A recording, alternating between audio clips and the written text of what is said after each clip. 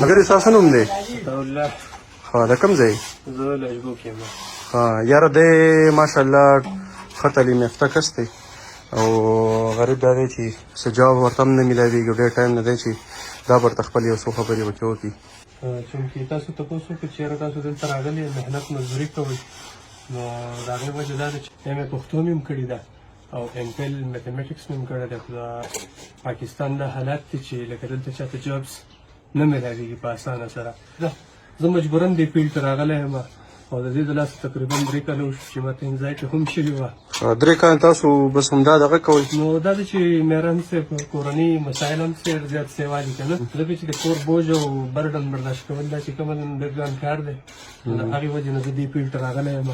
ما پبلک سکولونه هم جاین کړي خو لکه د هغوی سیلبس چې کومه دي نو هغه ډېره زیاته کمه. تا ایز ا ټیچینګ اپلای کړي دی چېرته؟ او ما کړې وه اپلای، خو لکه د هغې وجه دا ده چې ما په بي ایس سی باندې اپلای کړې وه.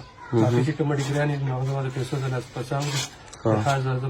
تاسو د ایم فل د کوم ځای نه کړی؟ ما د پېښور یونیورسټي نه دي کړی؟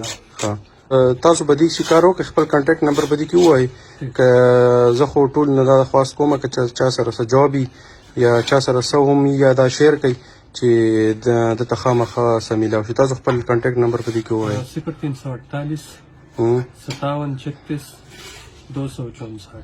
صحیح شو. دا نمبر به زه په سکرین باندې شیر هم کړم او که څوک د دې سره دغه کولی شي که څه جواب ما به ورته کتلی شي هغه هم ښه ده او که هغه نه شي کولی نو پلیز دا د خلکو سره لږ شیر کړئ. صحیح ده؟ مهرباني.